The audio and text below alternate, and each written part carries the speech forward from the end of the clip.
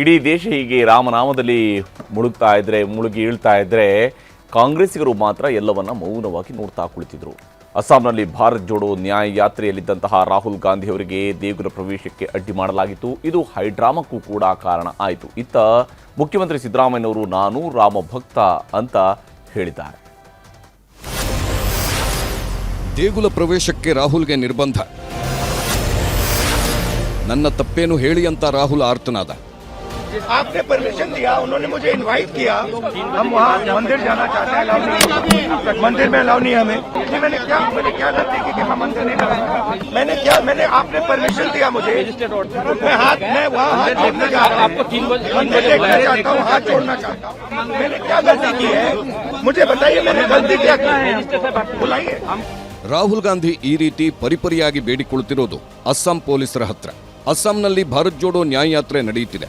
ಇವತ್ತು 15ನೇ ಶತಮಾನದ ಅಸ್ಸಾಮಿ ಸಂತ ಮತ್ತು ವಿದ್ವಾಂಸರಾದ ಶ್ರೀಮಂತ ಶಂಕರದೇವ ಜನ್ಮಸ್ಥಳವಾದ ನಾಗಾವ್ನಲ್ಲಿ ಬಟದ್ರವ ಸತ್ರ ದೇವಸ್ಥಾನ ಭೇಟಿಗೆ ರಾಹುಲ್ ಗಾಂಧಿ ಬಂದರು. ಅರ್ಧದಲ್ಲೇ ಪೊಲೀಸರು ರಾಹುಲ್ ಗಾಂಧಿಯನ್ನ ನೀವು ಹೋಗಬಾರ್ದು ಅಂತ ತಡೆದ್ರು. ಮಹಿಳಾ ಕಾರ್ಯಕರ್ತರ ಜೊತೆ ರಸ್ತೆಯಲ್ಲೇ ಧರಣಿ ಕೂತು ಭಜನೆ ಮಾಡುವ ಮೂಲಕ ರಾಹುಲ್ ಗಾಂಧಿ ಆಕ್ರೋಶ ವ್ಯಕ್ತಪಡಿಸಿದ್ರು. ಕೊನೆಗೆ ರಾಹುಲ್ ಜೊತೆಗಿದ್ದವರನ್ನ ಮಂದಿರಕ್ಕೆ ಬಿಟ್ಟರೆ ಹೊರತು ರಾಹುಲ್ ಗಾಂಧಿಯನ್ನ ದೇವಸ್ಥಾನಕ್ಕೆ ಕಳಿಸಲಿಲ್ಲ ಪೊಲೀಸರು. पता नहीं, शायद आज सिर्फ एक व्यक्ति मंदिर में जा सकता है. पता नहीं, शायद आज सिर्फ एक व्यक्ति मंदिर में जा सकता है. ಭದ್ರತಾ ಕಾರಣ ಕೊಟ್ಟು ಭಾರತ್ ಜೋಡೋ ನ್ಯಾಯ ಯಾತ್ರೆಯ ಮಾರ್ಗ ಬದಲಾವಣೆಗೆ ನಿನ್ನೆ ಅಸ್ಸಾಂ ಸಿಎಂ ಹಿಮಂತ ಬಿಸ್ವಾ ಶರ್ಮಾ ಮನವಿ ಮಾಡಿದ್ರು. ಇದಕ್ಕೆ ರಾಹುಲ್ ಗಾಂಧಿ ಒಪ್ಪಿರಲಿಲ್ಲ. ಇದರ ಬೆನ್ನಲ್ಲೇ ಇಂದು ಹೈಡ್ರಾಮಾ ನಡೆದಿದೆ. ಇಷ್ಟೇ ಅಲ್ಲ, ರಾಹುಲ್ ಯಾತ್ರೆ ವೇಳೆ ಬಿಜೆಪಿ ಕಾರ್ಯಕರ್ತರು ಜೈ ಶ್ರೀರಾಮ್ ಹಾಗೂ ಪ್ರಧಾನಿ ಮೋದಿ ಪರ ಜಯ ಘೋಷಣೆ ಕೂಗಿದ್ದಾರೆ. ಇದರಿಂದ ರಾಹುಲ್ ಗಾಂಧಿ ತಾಳ್ಮೆ ಕಳೆದುಕೊಂಡಿರುವ ವಿಡಿಯೋ ವೈರಲ್ ಆಗಿದೆ.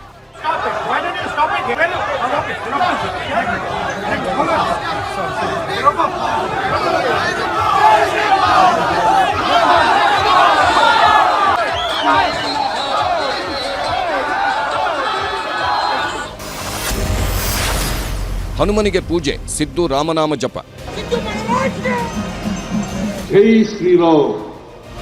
ಇನ್ನು ಕರ್ನಾಟಕದಲ್ಲಿ ರಜೆ ಘೋಷಣೆ ಮಾಡದೆ ಬಿಜೆಪಿಗರ ಕೆಂಗಣ್ಣಿಗೆ ಗುರಿಯಾಗಿದ್ದ ಸಿಎಂ ಸಿದ್ದರಾಮಯ್ಯ ಶ್ರೀರಾಮ ಸೀತೆ ದೇಗುಲ ಉದ್ಘಾಟನೆಯಲ್ಲಿ ಪಾಲ್ಗೊಂಡಿದ್ರು. ಬೆಂಗಳೂರಿನ ಹಿರಂಡಹಳ್ಳಿಯ ದೇವಸ್ಥಾನದಲ್ಲಿ ಸಿಎಂ ಸಿದ್ದರಾಮಯ್ಯ ಸೇರಿದಂತೆ ಹಲವು ಸಚಿವರು ಜೊತೆಗಿದ್ರು. ಈ ವೇಳೆ ಮಾತನಾಡಿದ ಸಿದ್ದರಾಮಯ್ಯ ಬಿಜೆಪಿ ನಾಯಕರಿಗೆ ಟಾಂಗ್ ಕೊಟ್ಟರು.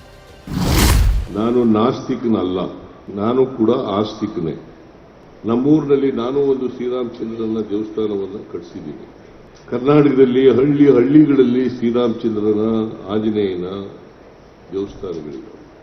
ಅಥವಾ ಹೊಸದಾಗಿ ಶ್ರೀರಾಮ ಟೆಂಪಲ್ ಕಟ್ತಾ ಇರೋದಲ್ಲ, ಅನೇಕ ಕಡೆಗಳ ಕಟ್ಟಿದ್ದೀವಿ, ಕಟ್ಕೊಂಡು ಹೋಗುತ್ತೇ ಇದ್ದೀವಿ. ಅದು ಎಲ್ಲ ಧರ್ಮಗಳ ಸಾರನೂ ಕೂಡ ಮನುಷ್ಯನ ಒಳಿತನ್ನ ಬಯಸ್ತಕ್ಕಂಥದ್ದು ಎಲ್ಲ ಧರ್ಮಗಳು ಕೂಡ. ರಾಮನಾಮ ಜಪಿಸುತ್ತಿದ್ದ ಬಿಜೆಪಿ ನಾಯಕರು.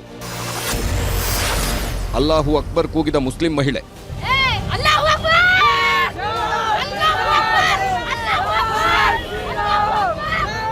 ಶಿವಮೊಗ್ಗದಲ್ಲಿ ಅಯೋಧ್ಯೆಯ ಶ್ರೀರಾಮ ಮಂದಿರದ ಪ್ರಾಣ ಪ್ರತಿಷ್ಠಾಪನಾ ಕಾರ್ಯಕ್ರಮ ನಡೆಯುತ್ತಿತ್ತು.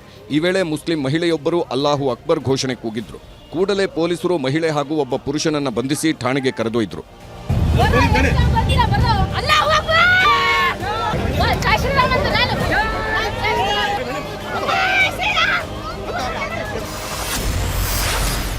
ಬಂಗಾಳದಲ್ಲಿ ದೀದಿಯಿಂದ ಸರ್ವಧರ್ಮ ಯಾತ್ರೆ. ಪಶ್ಚಿಮ ಬಂಗಾಳದಲ್ಲಿ ಧಾರ್ಮಿಕ ಸಮನ್ವಯತೆ ಹೆಸರಿನಲ್ಲಿ ಕೋಲ್ಕತ್ತಾದಲ್ಲಿ ಪರ್ಯಾಯ ರ್ಯಾಲಿ ಮಾಡಿದ್ರು ಮಮತಾ ಬ್ಯಾನರ್ಜಿ. ಹಿಂದೂ, ಮುಸ್ಲಿಂ, ಕ್ರಿಶ್ಚಿಯನ್ ಗುರುಗಳ ಜೊತೆ ಸಮನ್ವಯತೆಯ ಸಂದೇಶ ಸಾರಿದ್ರು.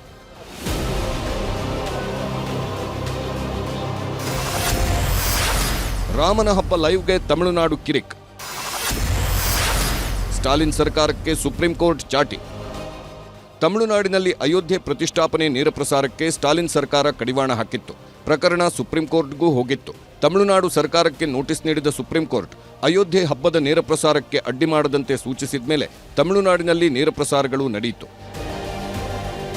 ದೆಹಲಿಯಲ್ಲೂ ಅರವಿಂದ್ ಕೇಜ್ರಿವಾಲ್ ಸರ್ಕಾರ ಪ್ರತ್ಯೇಕ ಯಾತ್ರೆ ಮಾಡಿತು. ಸುಂದರಕಾಂಡ ಪಟ್ಟಣದೊಂದಿಗೆ ಶೋಭಾಯಾತ್ರೆ ನಡೆಯಿತು.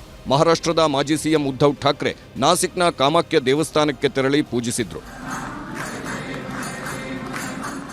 Bureau report, news 18. ಕನ್ನಡಿಗರ ಮೆಚ್ಚಿನ ನಿಮ್ಮ ನ್ಯೂಸ್ 18 ಕನ್ನಡ ಈಗ ವಾಟ್ಸ್ಆಪ್ನಲ್ಲಿಯೂ ಲಭ್ಯ.